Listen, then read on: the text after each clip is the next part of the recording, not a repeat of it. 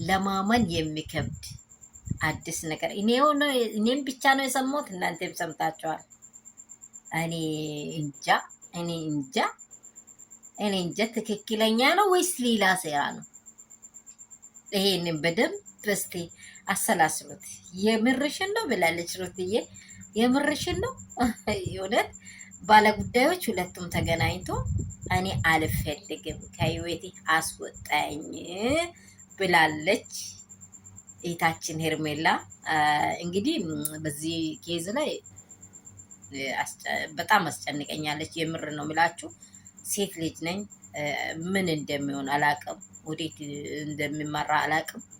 እሷ እንደወደደችው እሱ ላይ ወዳት ይችላል። እሷ የምትፈልገው ያህል እሱ ላይ ሄድ ይችላል።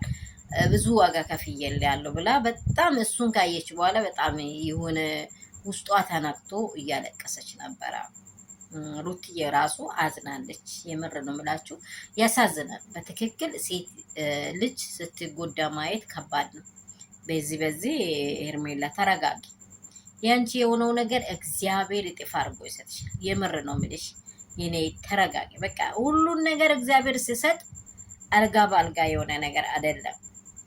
እኛ ከተረጋጋን፣ እኛ ትዕግስት ካደረገን እግዚአብሔር የትላንትናችንን አጥቦ መልካም ነገርን ይሰጣል። ይሄ ሰላም ቤተሰብ ውዶች እንዴት አላችሁ? ሁሉ ሰላም፣ ሁሉ መልካም። የኔ ፋሚሊዎች፣ የሩትዬ ፋሚሊ ሁላችሁንም እግዚአብሔር በሰላም ይጠብቃችሁ። ሰላማችሁ ብዝት ትረፍ ይበል። ሽታችሁ ሰላም ይሁን። ዛሬ ደግሞ ድንቅ ወሬ ተሰምቷል። ለማመን የሚከብድ ነው። ሄርሜላ አብርሃምን ከህይወቴ አስወጣኝ አንድና መጨረሻ እኔ ላልገባ፣ ሁለታችሁ የልጅ አባት የልጅን ምስት አብራችሁ ኑሩ ብላ እንኳን ሌላ አይደለም ሩታን ራሱን አብራ ማምጣታ ጠይቃለች። አበጋዝ ግን እኔ ለጥቂት ጊዜ ለብቻዬ ልሁን አልኩ እንጂ እያንዳንዳችሁን ውጡ፣ እኔ እናንተን አልፈልግም፣ አንቺን አልፈልግም፣ እሷን አልፈልግም የሚል ነገር ለእኔ አልወጣም። ግን ትንሽ ለእኔ ጋፕ ስጡኝ ብያለው እንጂ ብሎ አወራት። የበለጠ ደግሞ በእርግጠኝነት በኋላ ወይንም አሁን በኋላ ወይንም ተረጋግተሽ ነገም ደውይኝ የሚል ነገር ለብቻሽ እንዳወራሽ እፈልጋለሁ የሚል ነገር አውርቷል። እንግዲህ ሄርሜላ ደግሞ በዚህ ኦዲየንስ ፊት እኔ ለአንዴና መጨረሻ ሩታ ወስኛለሁ፣ እኔ ብቻዬ ነኝ እያጨበጭቡ ህጓለት፣ አንድ እጅ አያጨበጭብም የሚል ነገር ነው ያወራችው።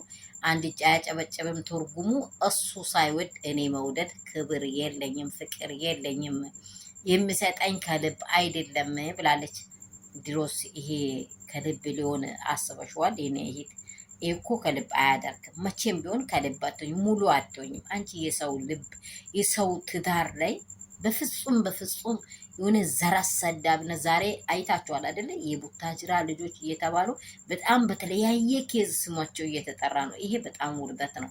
ይህንን ሁሉ እያመጣ ያለው ይሄ ኬዝ ነው። ስለዚህ እናንተም የራሳችሁን ህይወት አንቺም የራስሽን ህይወት ስትኖሪ መልካም ይሆናል። በእውነት ነው ምልሽ።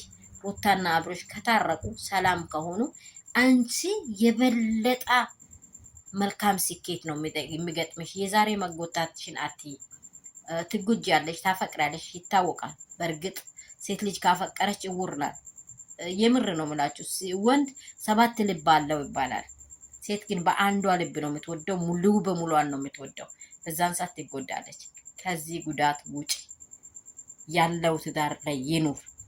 አይምሮውን እግዚአብሔር ይመልሰው ነው የሚለው። ላይክ፣ ሼር፣ ሰብስክራይብ አድርጉ።